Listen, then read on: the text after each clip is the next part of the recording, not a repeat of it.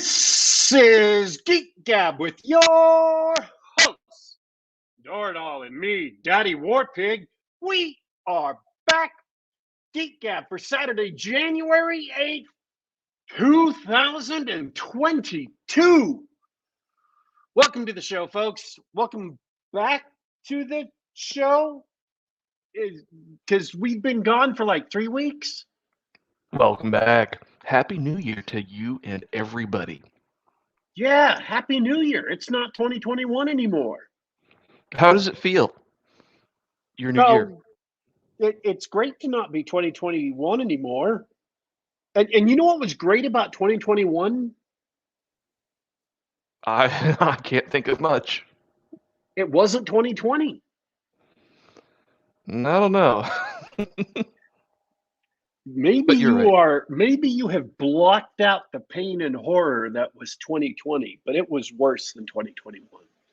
I have not blocked it out, or maybe I've just been reading my Facebook memories when they pop up. 2020 was awful, man. It was the worst. 2021, and it went on forever. It just lasted and lasted and lasted.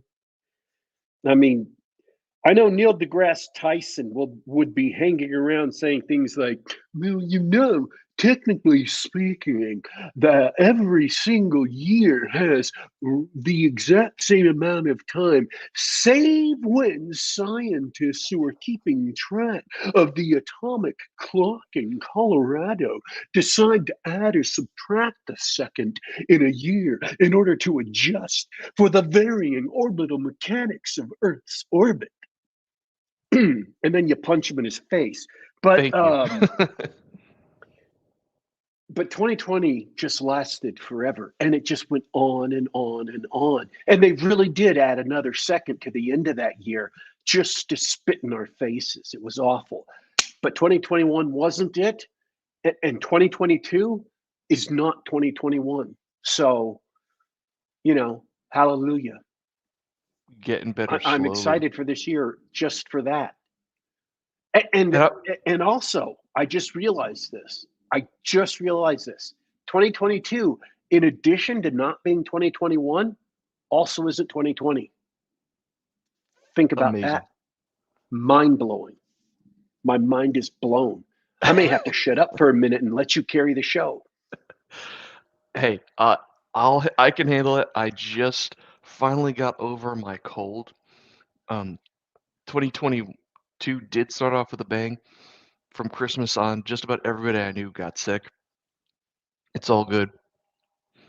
I'm really happy to be back because I'm finally settled into the new house. I got tons of work to do, but I've got my little office where I work from, and now I do show from.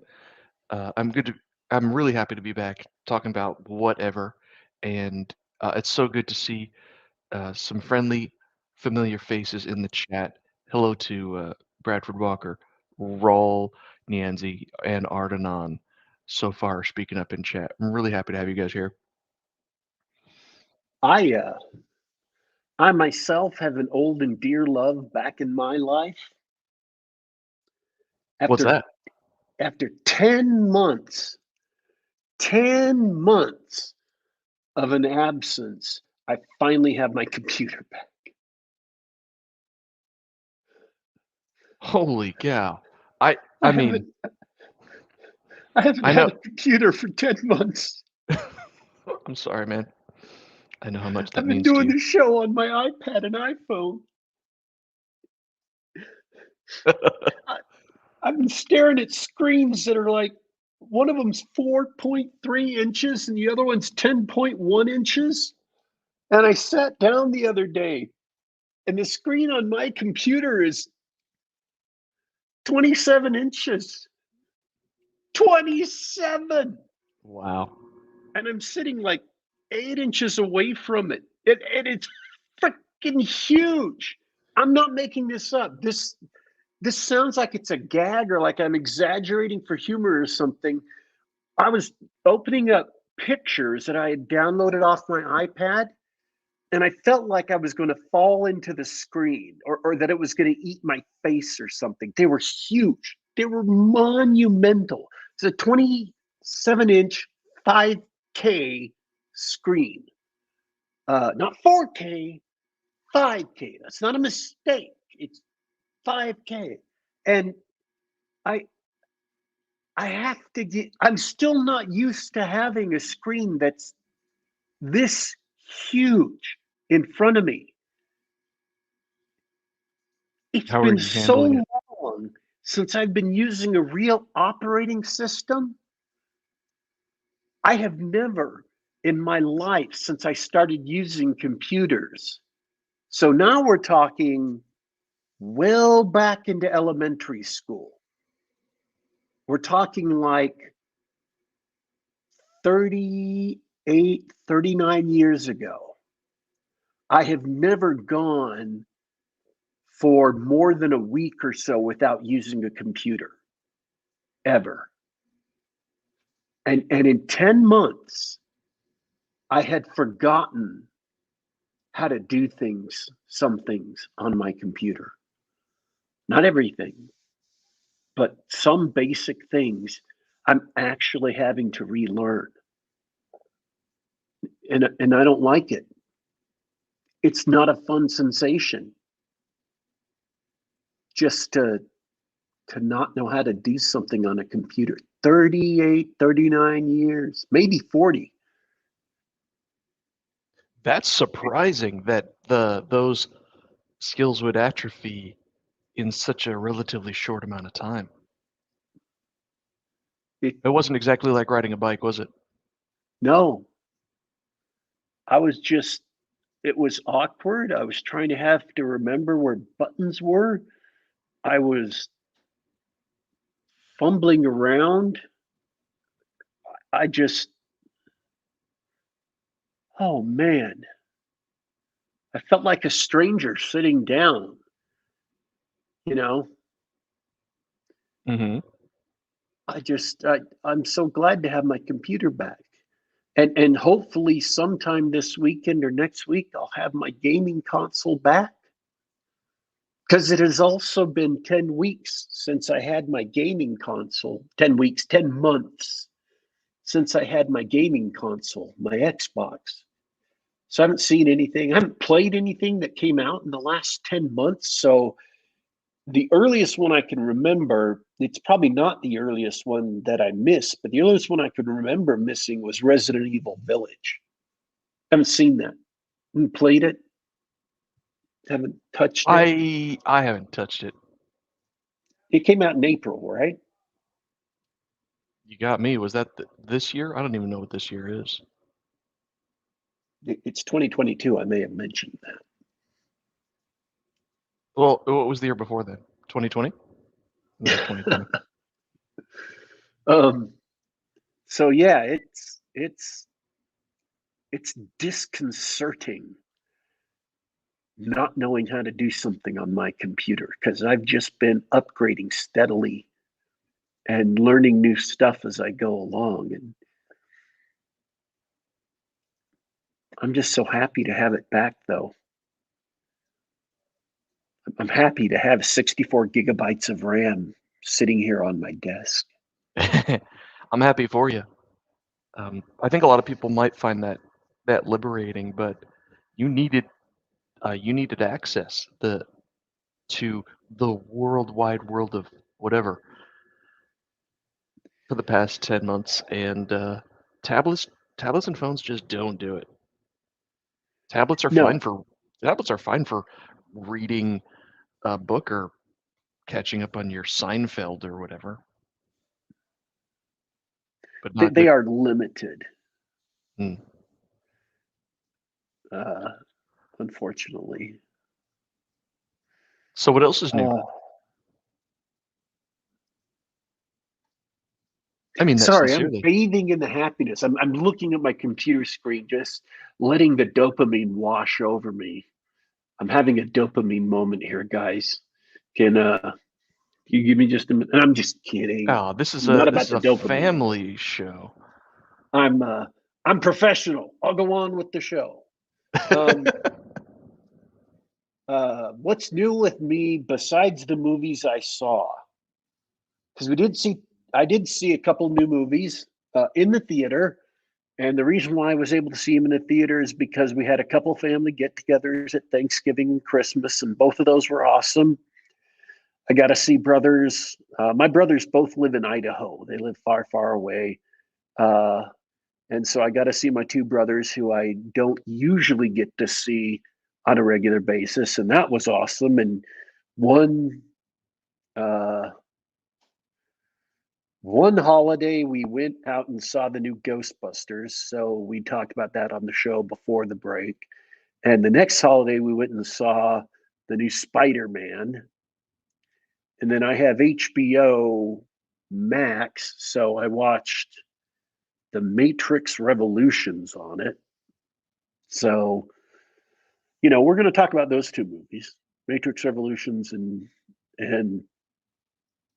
Spider-Man No Way Home. What else is new? I don't know. Just getting my computer back is kind of a big enough shock. If I had much else that was new, I don't know how I could handle it. Sometimes you just have to take new things in small doses and let yourself, kind of adjust to them. Fair enough. I I yeah. I want to say this. I want to say this to the guys.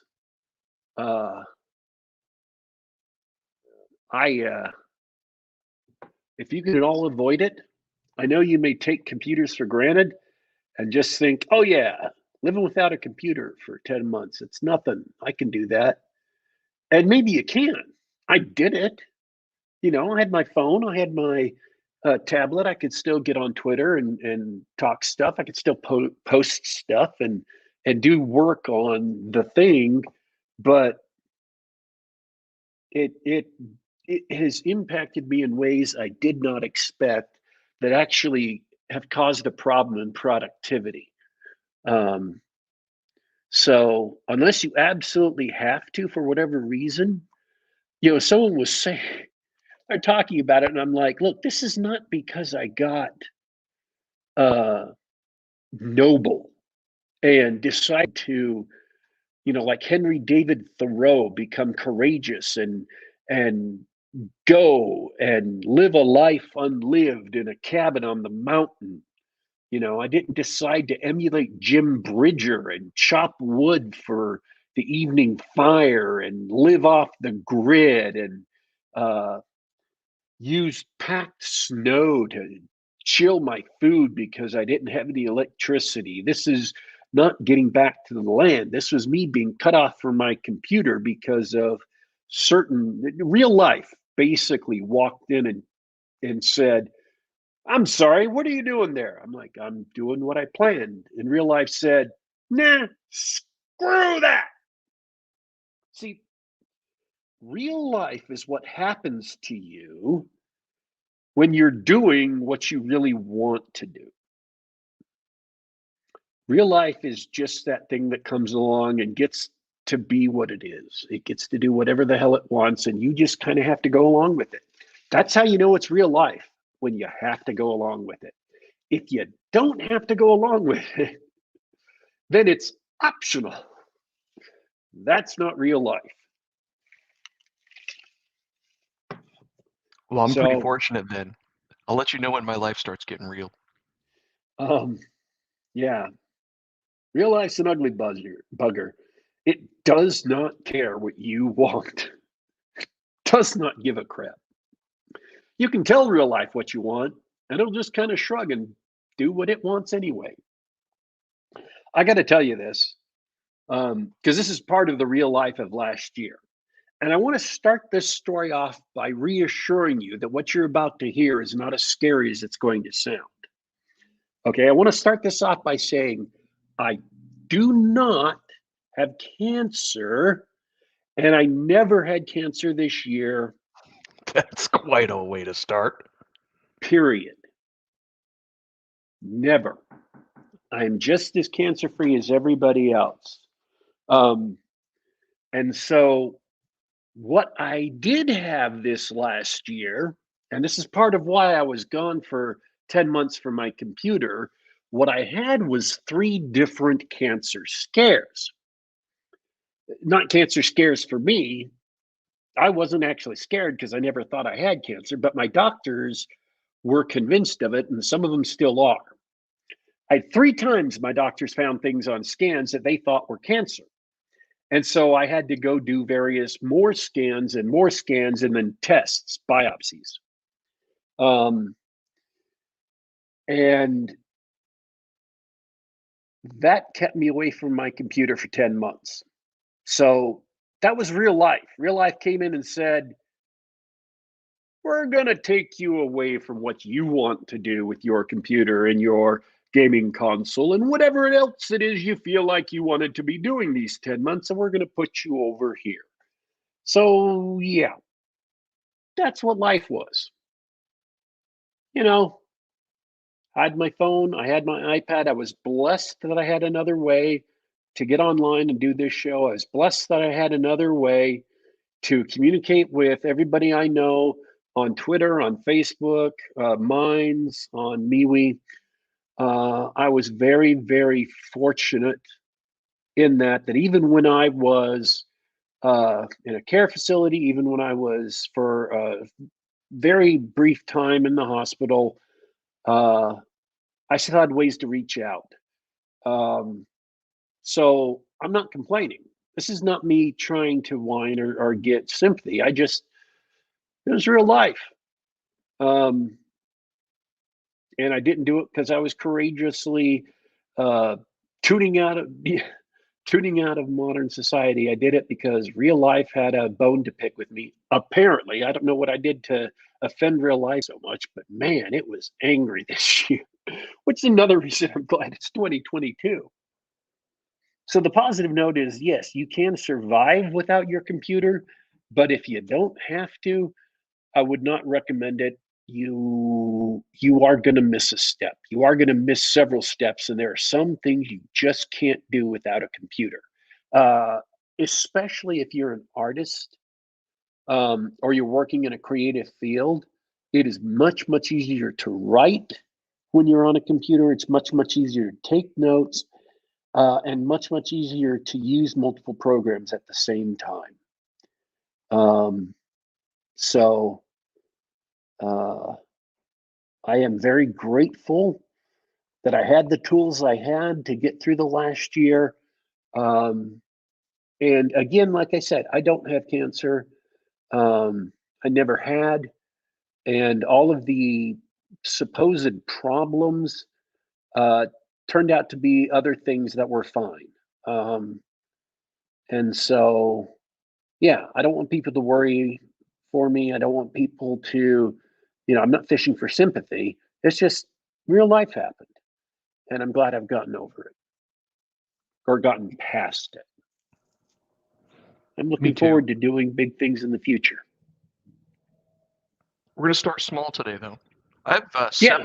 I have good news for you and the audience, but bad news for me. I was present for a viewing of The Matrix. So, You kind of hit it. You walked out early. no, I think I was definitely sick, so I was partially paying attention at the time. Oh. But I got most of the dialogue, which is another bit of bad news for me and good news for you guys. I might be priming the audience a little bit, but I did not see Spider-Man. You want you want to tell me what you thought of that? I'm going to say this. It's really hard to discuss Spider-Man without getting into spoilers, like almost impossible.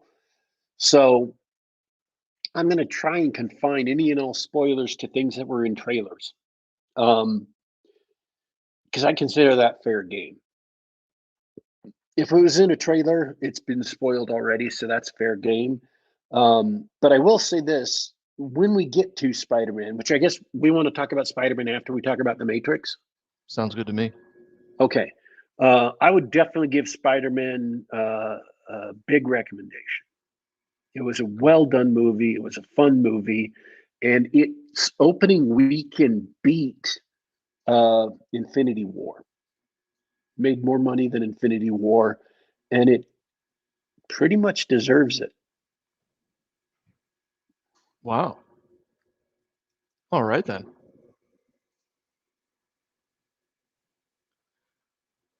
Let's see. The Matrix, was it Resignations, Revolutions, I'm not sure what the Matrix is right now. Reboot, retake, rewarmed. Oh, that's too cutting. That's too close to truth. Oh, This is not exactly a soft reboot, not really a sequel, oh. but it is lukewarm out of the microwave in a Tupperware. The That's Matrix, way more brutal than I meant it to be. That's just yeah, so true. it's so true. Be as brutal as you want. This was pure trash. The Matrix Resurrections, thanks, Roll. It's a sequel that I guess it sort of picks up after whatever happened in the third movie. I don't even remember the second and third movies. I know I saw them, but I mean, this movie, Matrix Resurrections, out on HBO, done by only one half of the Wachowskis. Yeah, Glad Container, right? Only one of them signed on to do this, and it features Keanu Reeves as Neo, Carrie-Anne Moss as Trinity, and they're back in the Matrix or the new Matrix, whatever they made after the resolution of Matrix Revolutions. And it's like you said, it's kind of a retelling of a similar story. They even have a Morpheus and a crew of plucky people in a ship flying around trying to rescue people from the Matrix pods and what all the beats and the character types and characters and things that happened in the first Matrix find themselves repeated.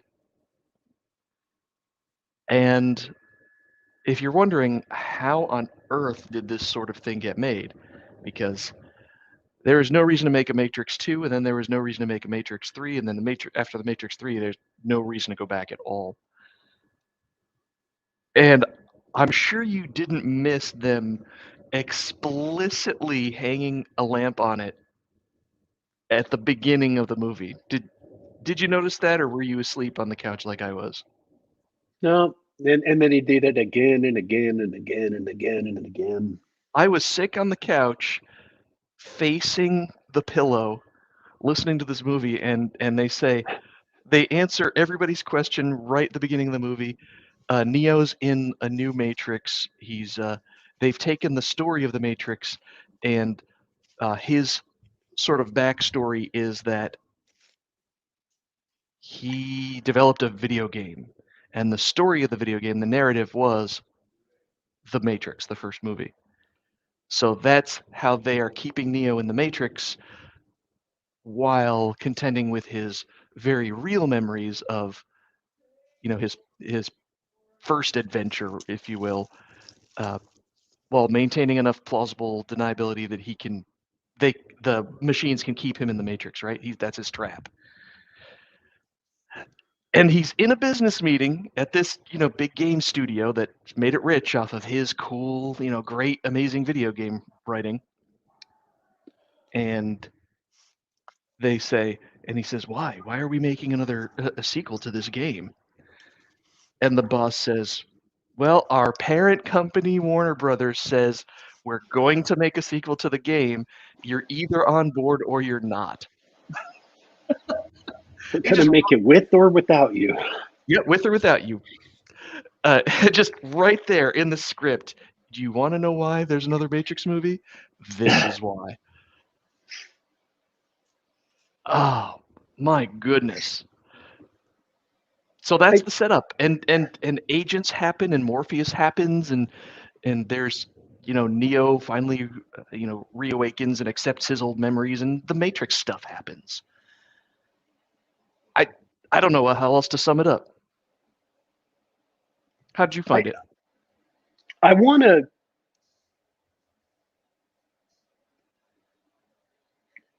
It is clear that the Wachowski doesn't care about the actual plot background, but for all of that, it actually makes sense. They're more interested in the meta stuff and the romance. And I've got something to say about that real quick later, if I remember. The romance, actually, let me say that real quick right now because I'll forget later. The romance in The Matrix 2 never felt real. The romance in The Matrix 3 never felt real. They actually put time into making the romance the center core of this movie. And because of the way they begin with the characters the way they are, the romance feels real. It is a workable romance. And I thought that was a nice change from the previous Matrix movies. So I agree with that. I think the chemistry, particularly between Neo and Trinity, was very poor, and after seeing this one, it had as much to do with the actors having little chemistry, which I don't think they do, and it was just as much the fault of the script, which didn't really take it seriously. But and I guess this may be kind of spoilers, but you're going to get it very, very early on in the movie. So, if you haven't seen it already, it's been out for like a month at this point. And if you're planning on watching it still, just don't. I have absolutely no respect for you in this case. You have been warned. Spoil away. No. If you have HBO Max and you like the Matrix movies, go ahead and watch it. That's what I would say. Don't pay full price at a theater. Oh, no. No. But if you have like HBO Max and you pay for it and it's free, then, why not? It's not so bad that it's actually painful. And there are actually a lot of good things about it. The plot ideas are more good ideas that got buried under meta stuff, not heady philosophical discussions, but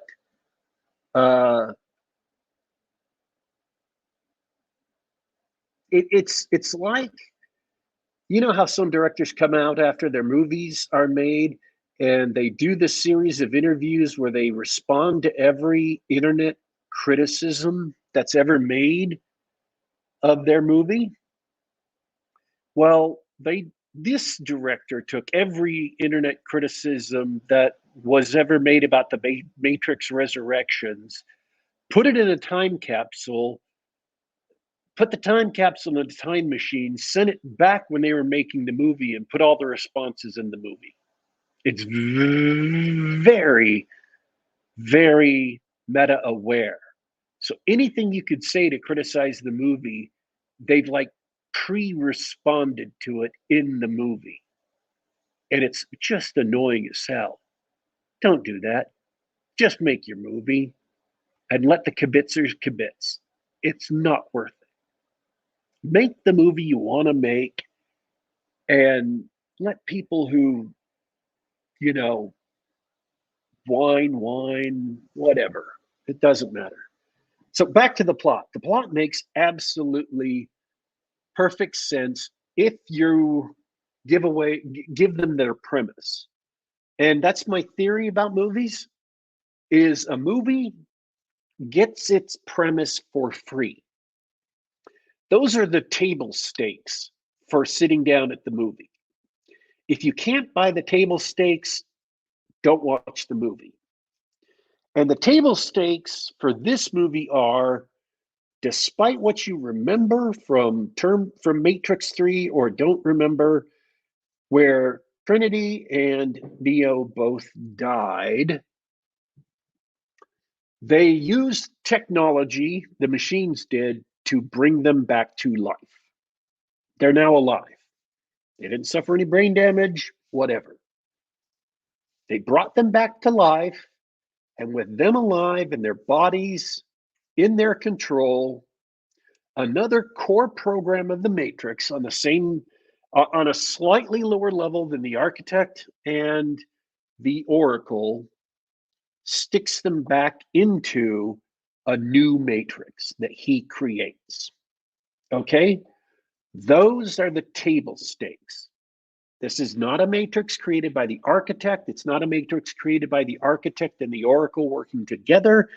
It's a Matrix created by a whole new supervisor program who brings Trinity and Neo back to life and sticks them in the Matrix. So those are the table stakes. You pay that and watch the movie, or you don't pay that and don't watch the movie, because none of it, you can't buy any of it if you don't buy that. Matrix, Neo's alive, Trinity's alive, period. That's it. If you can't buy that, you can't buy the entire movie. And everything that happens after that makes a certain kind of sense with what was in the earlier films.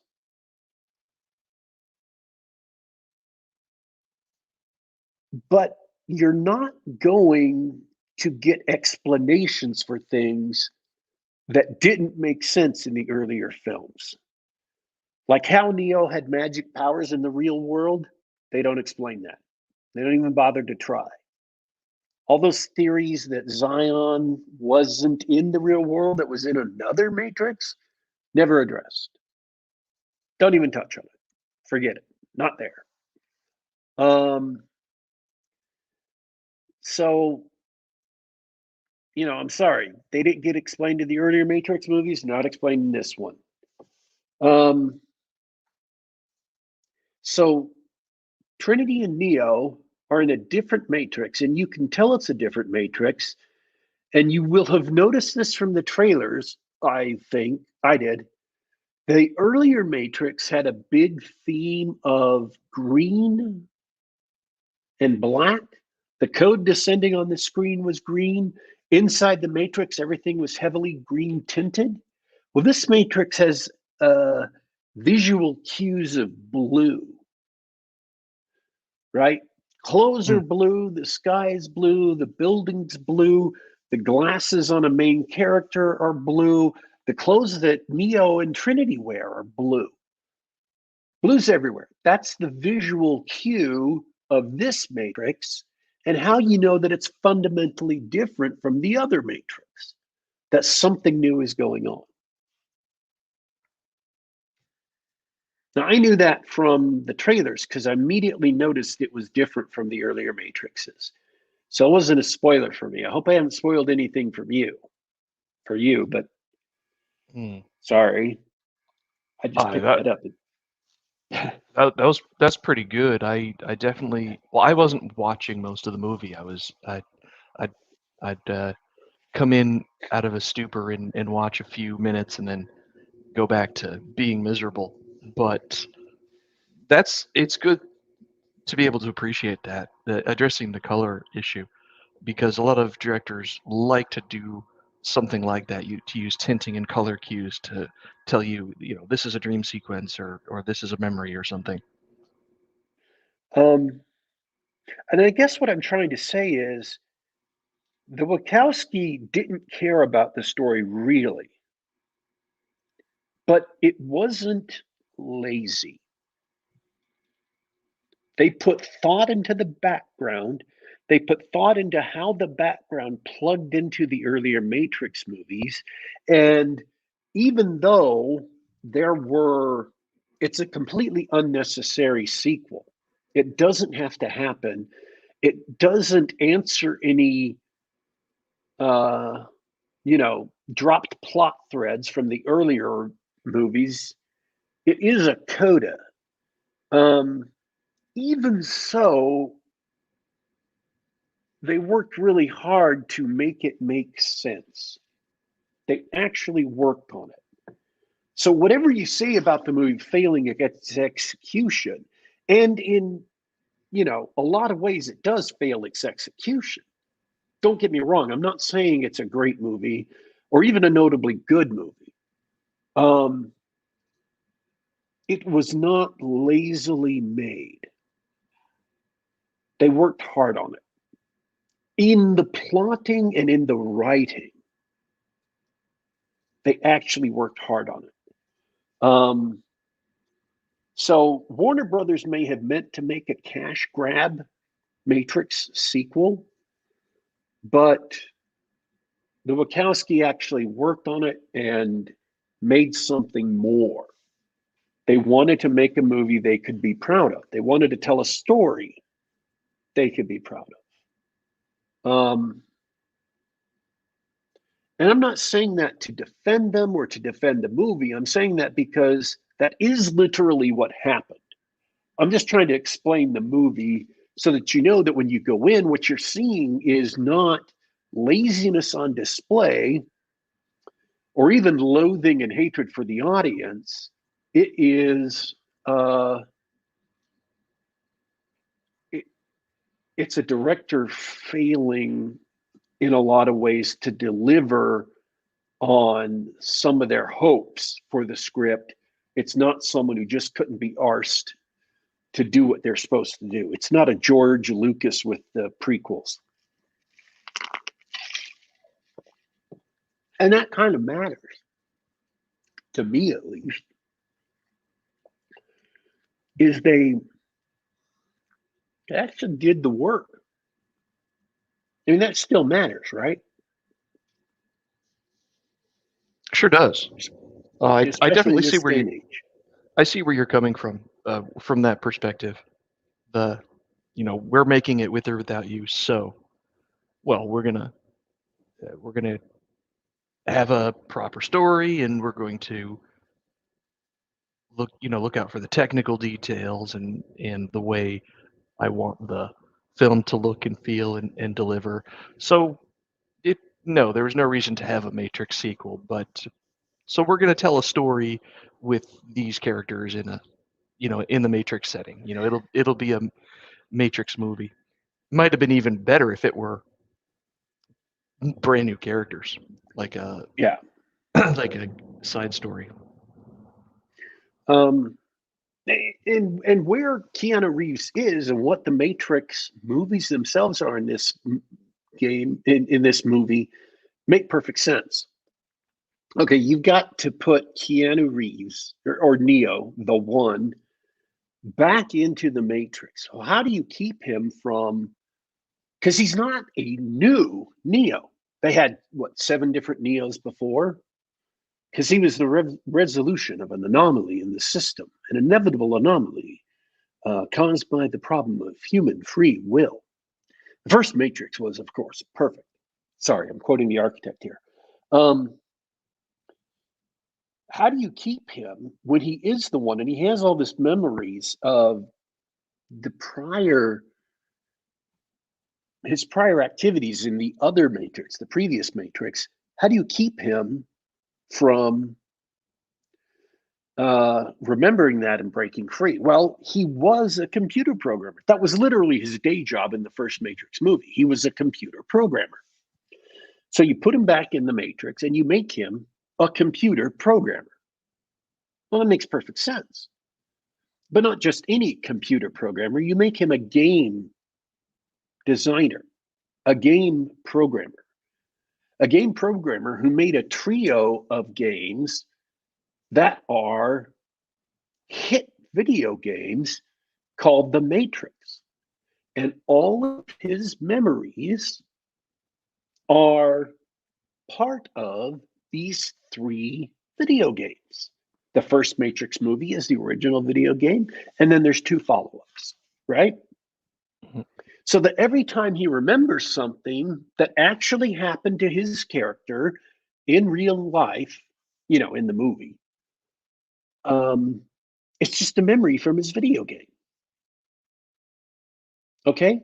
That's a perfect way to fool someone into thinking that their life in the Matrix is real and all these memories are just parts of a video game, that they're not real. If you're going to create a cage for someone's mind, that's in the case of Neo, that's the perfect way to do it. It makes sense. And it's an elegant solution for the writer to solve story problems, but it's also an elegant solution for the controlling entity of this new matrix. And it makes perfect sense for the character once you find out who the character is, which I'm not spoiling. It's perfectly in character for that character. Um, so again, they bothered to think it through. They bothered to put in situations where it's like, okay, the first 3 movies happened. How do we deal with those consequences in a new movie where we're going to start with Neo in the Matrix? How do we keep Neo in the Matrix? How do we deal with his memories? Well, here's the steps to make it make sense. And here's how it connects with this other character who we've established as running this new matrix. And here's how it will play out during the game or during the rest of the movie, how it has played out in his video games. And here's how it, makes sense with this other character who becomes Morpheus, but who isn't Lawrence Fishburne. And it's actually tied in together. They weren't lazy about it. And I can't help but admire it that they actually did the work. They failed to make a great movie, but it's not for lack of trying.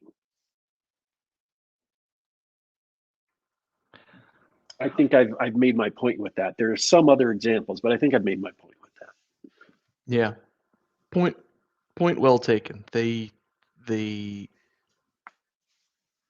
my interpretation of what you said is that they were sort of given this Ultimatum. weird ultimatum, and they're like, well, we're gonna do our best to make a proper film out of it.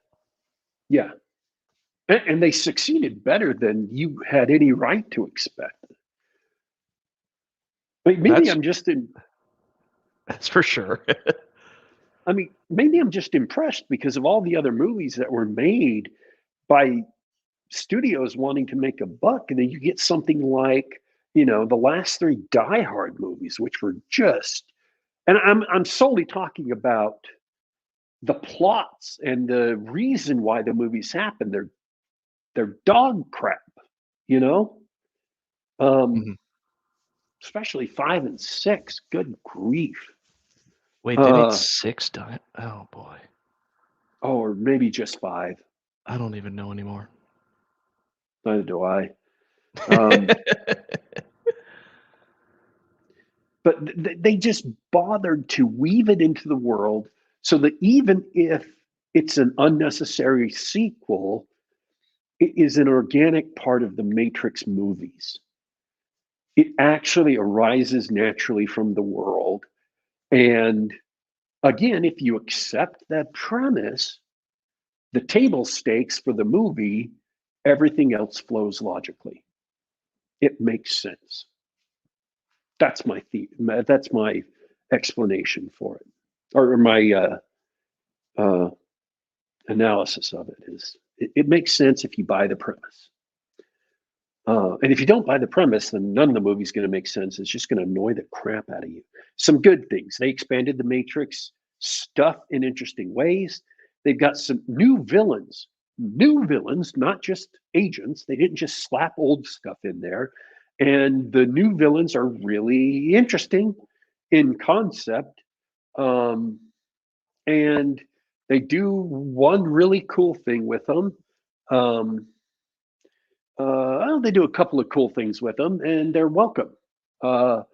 They make sense in the Matrix, and you can see why a computer program would come up with these particular solutions and how it helps them stretch their resources because they got Neo and Trinity back in the Matrix and some of the humans back in the Matrix, but they couldn't get all the humans back in the Matrix. So a lot of the free humans are still free.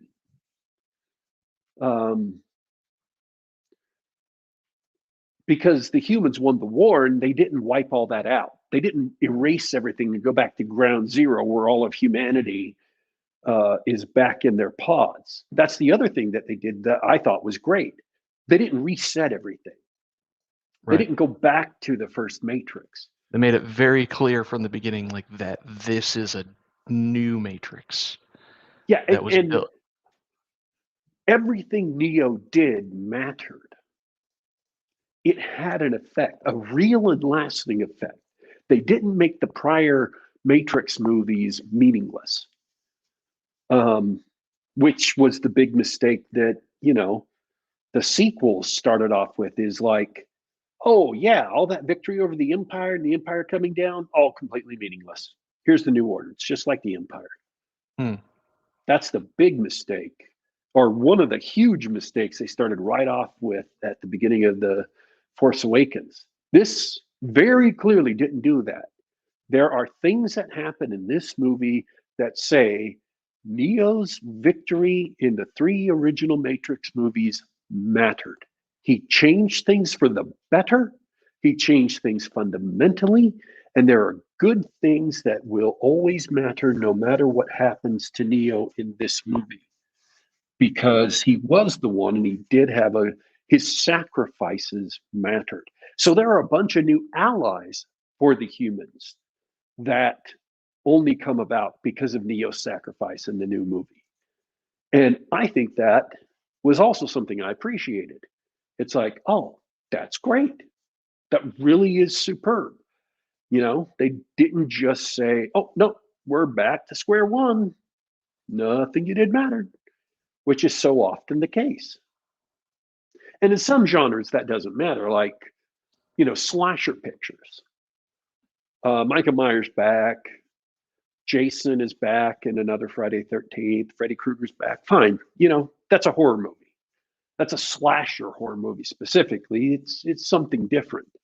But in a movie like The Matrix, where you had 3 movies ending with a triumphant victory, and you erase everything from those 3 movies, that's a cock-up of unimaginable proportions, and they did not make that mistake in this movie.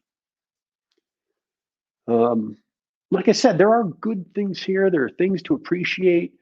And I guess I'm approaching this from a storyteller's perspective in one sense. But as a fan, I appreciated it. It's like, oh, they're not crapping all over the first trilogy. They're not crapping all over fans of the first trilogy.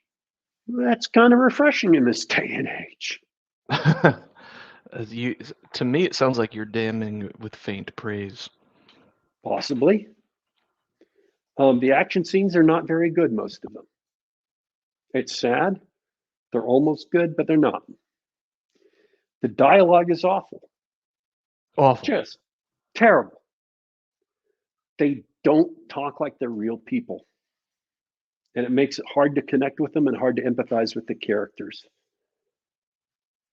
Appreciated the fact they tried to tell a different story, that this is really what this movie is a romance between Neo and Trinity. And it's a much more convincing romance than the one from the original trilogy, but it's still marred by terrible dialogue. It makes it hard to believe in a romance when the 2 people talking don't talk like real people. It's not as bad as George Lucas dialogue. I was just thinking, almost as bad as Attack of the Clones Yeah. dialogue. Um,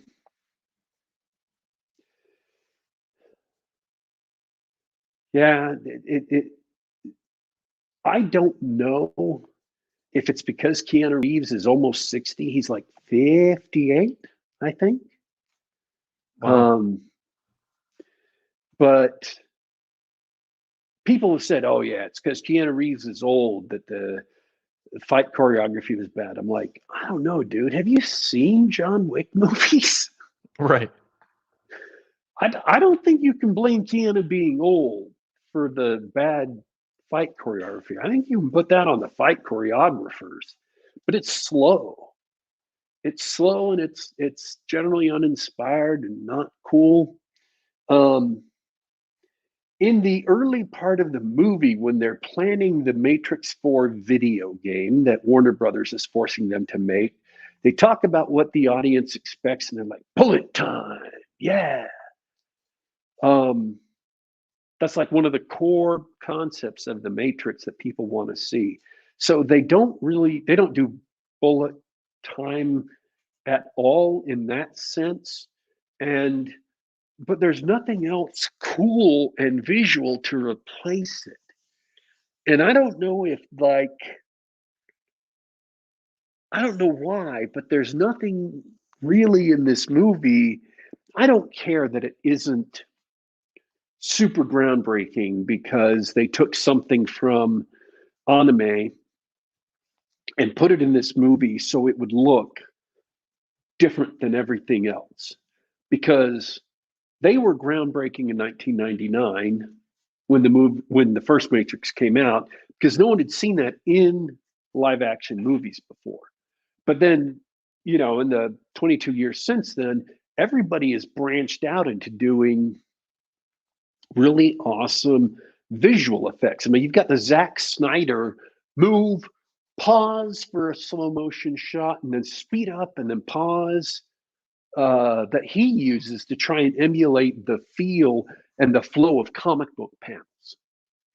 And some people like it and some people hate it. I happen to like that kind of style used precisely for different parts of a movie, not all the time. I think it can enhance action scenes. I don't care that they're not being groundbreaking because it's hard to be groundbreaking when everybody has taken your tools and then iterated on them a step. And I don't care that they're not the same as the other matrices, but I do care that they didn't even try to do something that was at least visually arresting. If you're not going to do something new, do something well. And they didn't even try to do something that was like, okay, here is something from the Matrix done in an interesting way. Yes, you've seen bullet time before. And so here's a cool looking shot in bullet time. You know, here's a shot we've never done in the Matrix before in bullet time. Or here's a shot that, you know, is imaginative and arresting that you wouldn't think of that would be bullet time. Or something that's not quite bullet time, or not even bullet time, but just looks cool, that plays around with our expectations of bullet time. I don't even have any concrete examples. I'm not trying to think up things that tell them what they should have done. It just, I wanted something more. I expected something more.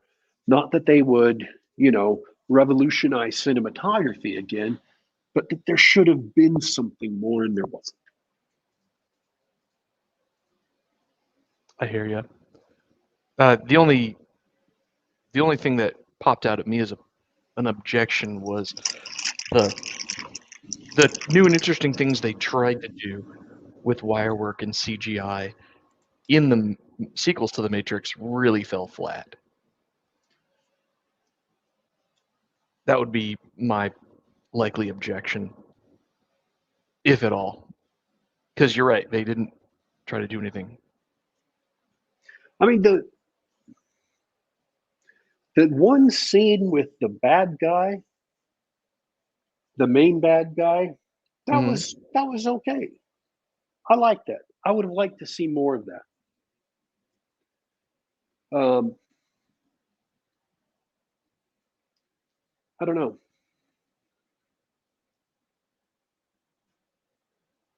I mean, if they had had less meta stuff, they would have had more space in the movie's runtime to really play with things. Uh,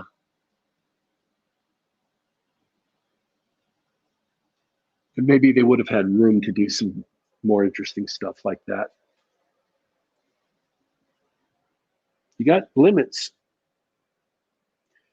Complete aside, by the way, as a man who has ranted and raved about how movies should be cut back to 90 minutes, I was really pleased that two of the brand new movies I've seen in the last month or so were both 90 minutes long. Uh, I feel like my diatribes about Hollywood were being answered. Not that they were answered because of me. I just, I'm You just got lucky. happy. Yeah, I got lucky. Uh, so, what else Well, can I? I don't think there's much else to say.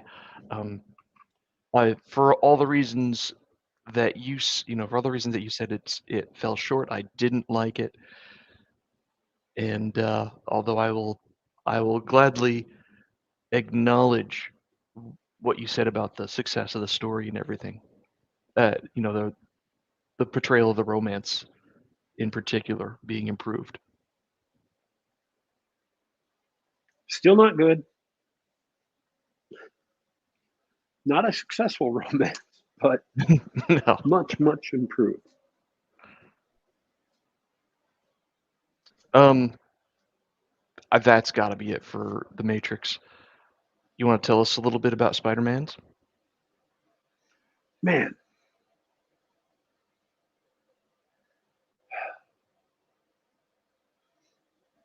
Spider-Man: No Way Home starts with Peter Parker. Literally starts with the last frame of the last Spider-Man home movie. Yes, I know there's an alternate definition of home movie. You know what I'm talking about. It's Spider-Man Homecoming, Spider-Man Far From Home, Spider-Man No Way Home. Um, I don't know what's coming next. Spider-Man Home Invasion, Spider-Man Homeboy. I don't know. But you can't even see me. I did the finger gestures for Homeboy because I'm a white man and I'm a racist. Sorry, I shouldn't have said that.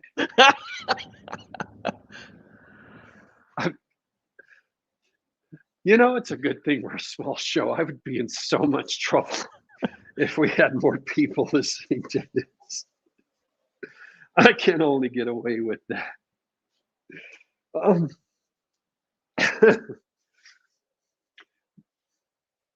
I'd It's apologize, okay. but It's okay. We all know. I'd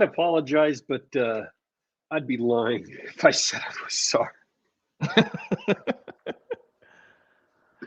Um, so Spider-Man No Way Home is a really good movie. It's a really, really, really good movie.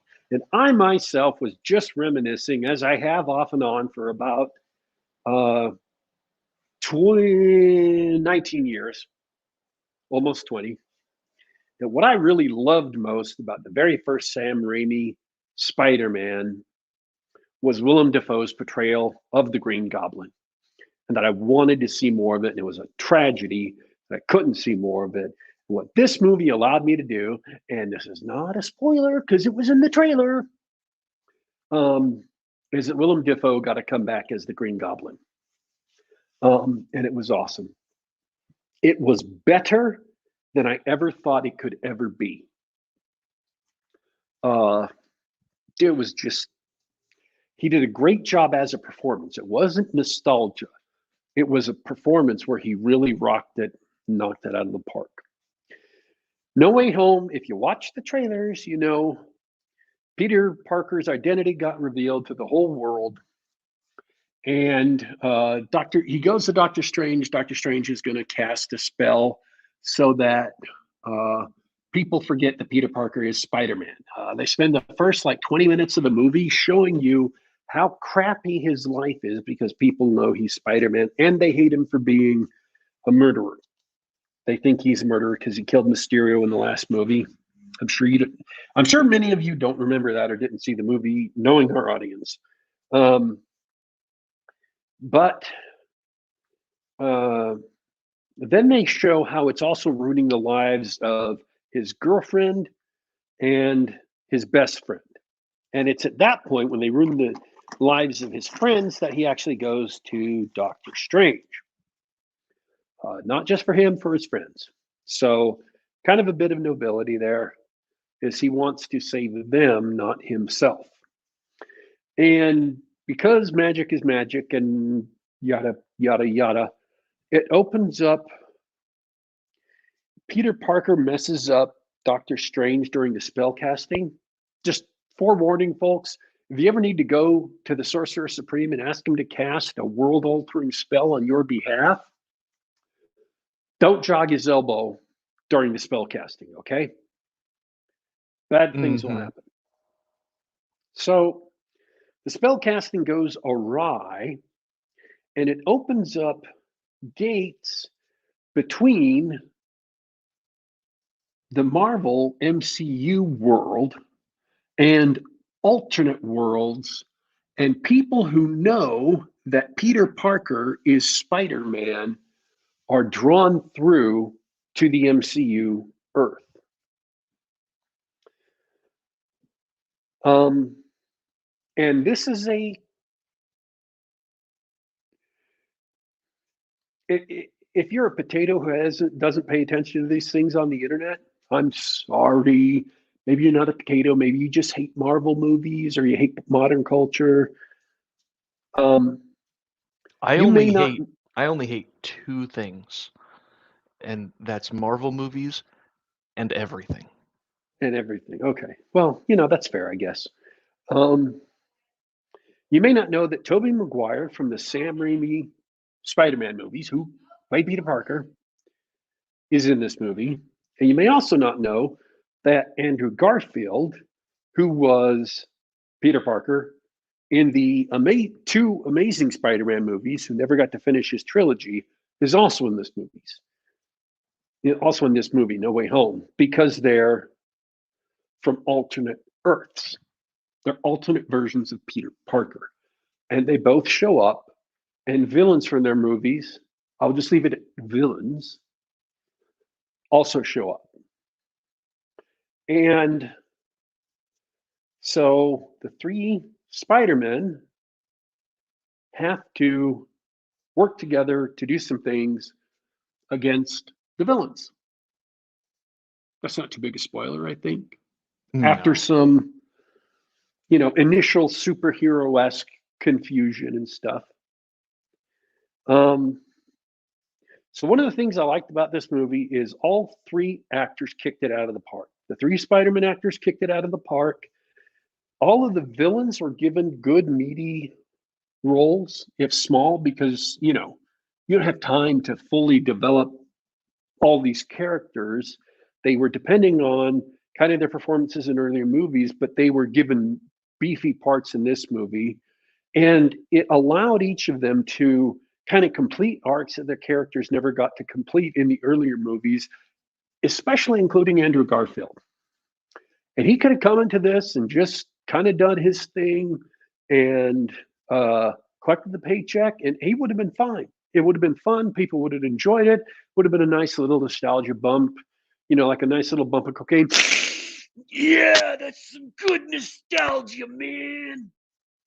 But since his Spider-Man movies, Andrew Garfield has done like Hacksaw Ridge and some other dramatic roles.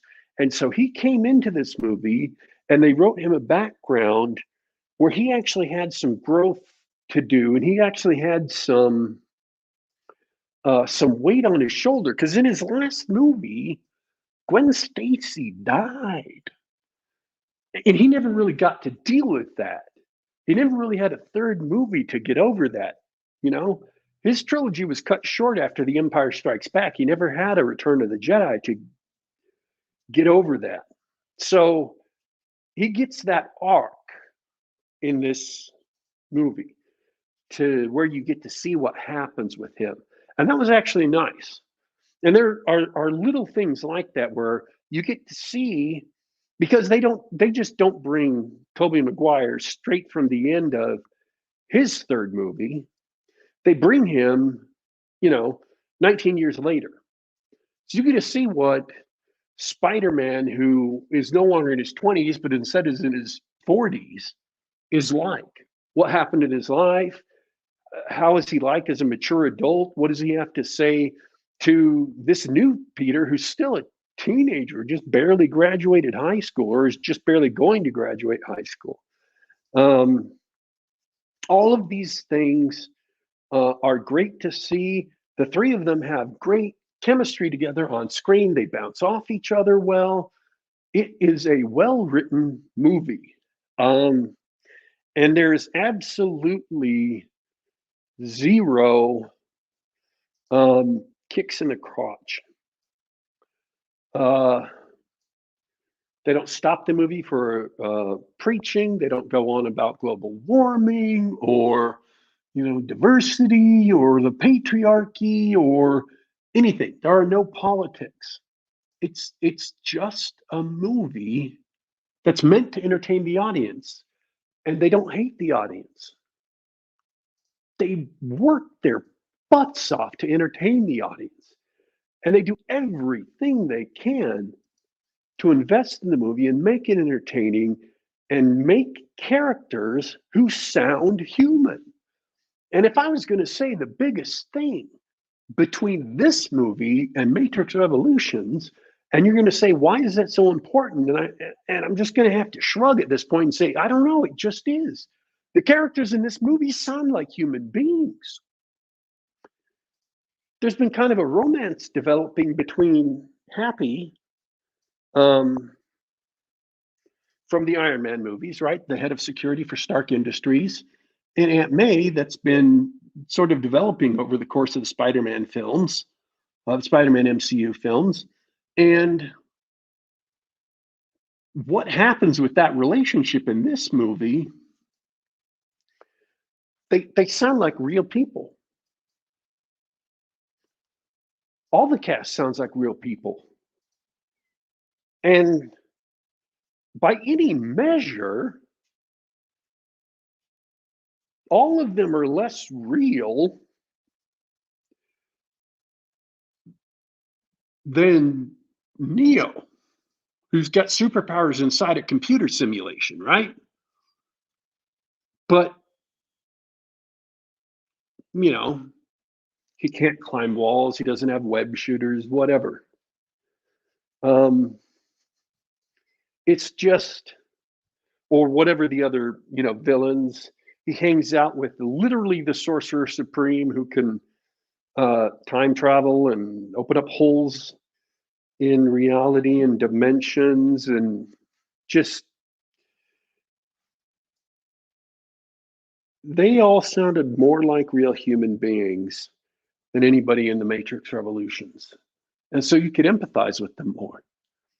They didn't feel like you were watching mannequins on the screen.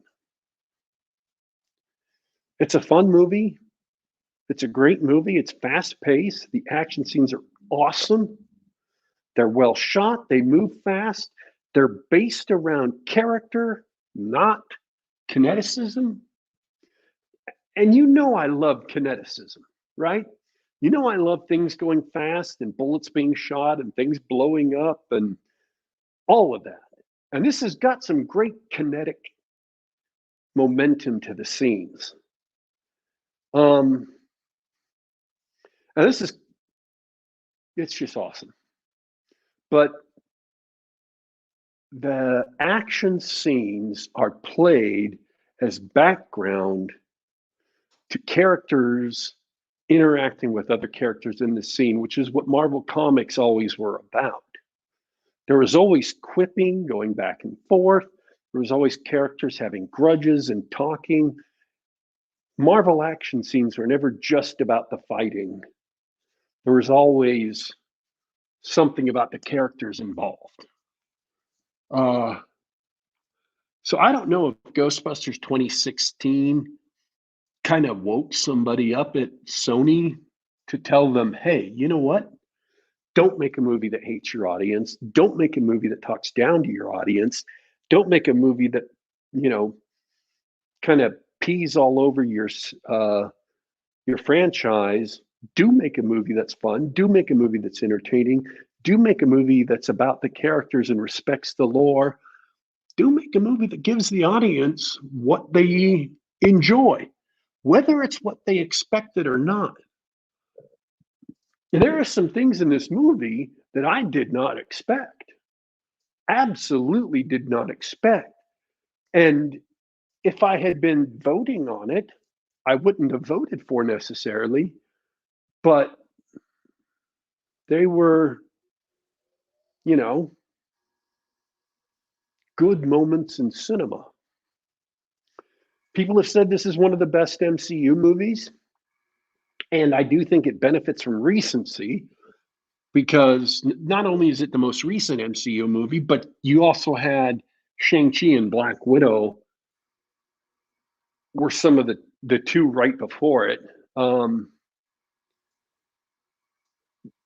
there are some great MCU movies out there, like The Avengers, the original The Avengers. And other movies in the MCU have been great. But I do think this can stand with any MCU movie. You want to compare it? It compares favorably to any other MCU movie. Absolutely.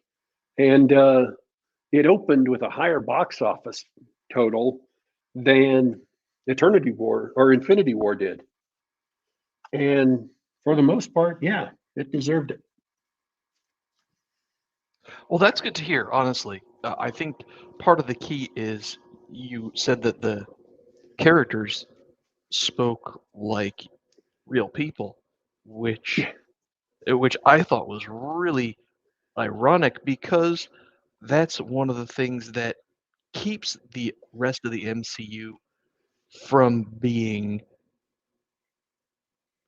great or better than they are, especially the Avengers Joss Whedon era, where everybody talked like a character on Buffy. Nobody really sounded human, except for maybe Captain America's lines. So it's good to hear that they've learned, and I'm really glad that you enjoyed the film. It was fun. I had fun sitting there in the theater watching a movie that did nothing but try to entertain me. Didn't talk down to me.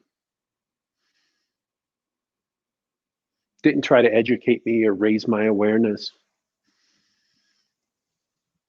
Just tried to be fun.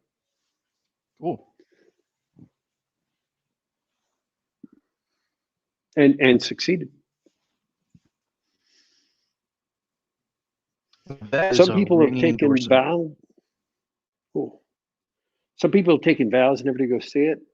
That's fine. That's your God-given right to take a vow never to go see a movie. But it is a really good movie. I don't know if John Wright has written anything about it on his blog, but Lamplighter Wright, his wife, says it's the best superhero movie she's ever seen. Wow. I wouldn't go that far, but that's because I had trouble getting over Batman 1989 or The Dark Knight with Heath Ledger as the Joker. I have a hard time giving that movie up as one of the best superhero movies ever.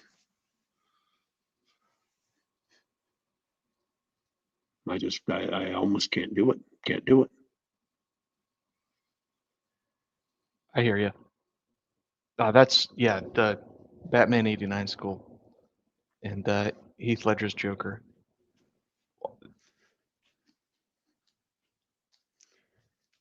I agree. I don't have anything to add. I haven't seen it. I'm glad that the MCU came out with something not garbage for once. And it was made by Sony, not by Marvel. Oh, that the key?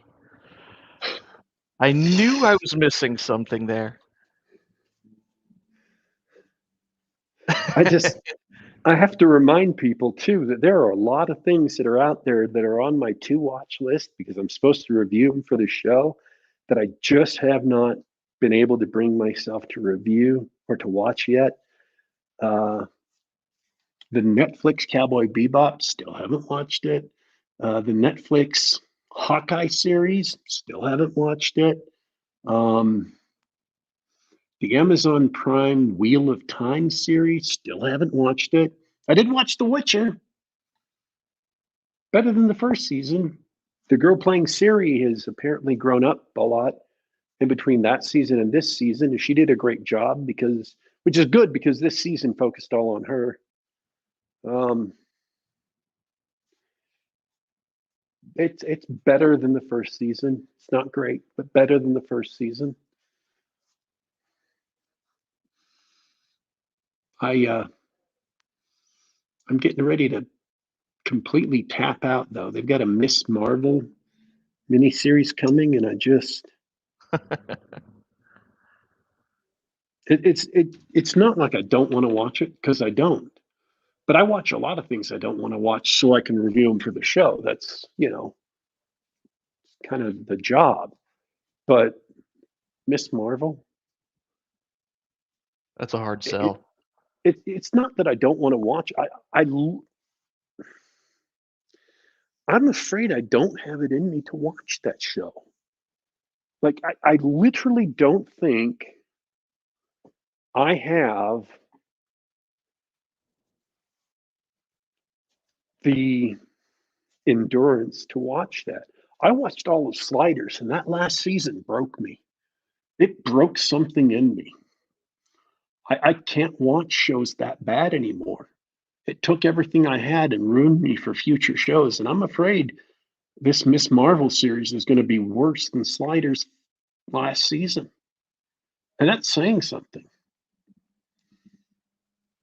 That's like my benchmark for utterly awful, utterly awful TV.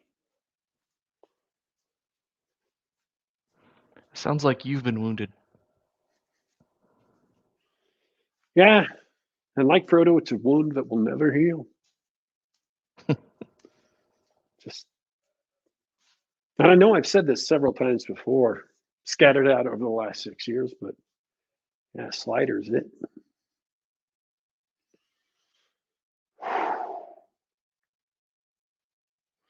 it took something out of me. It really did. Does this sound like I'm joking around or exaggerating or something? It's the truth. I Dang. just can't face badness that's as bad as that anymore. At least not for a TV show. Not for 22 episodes of an hour-long TV show. I could do it for a 2-hour movie maybe, but no, not for a TV show. I'm looking at myself in the mirror right now. I've got this haunted look in my eyes. That's not a joke. It's the truth. I mean, it's funny, but it's the truth. It's a bit melodramatic.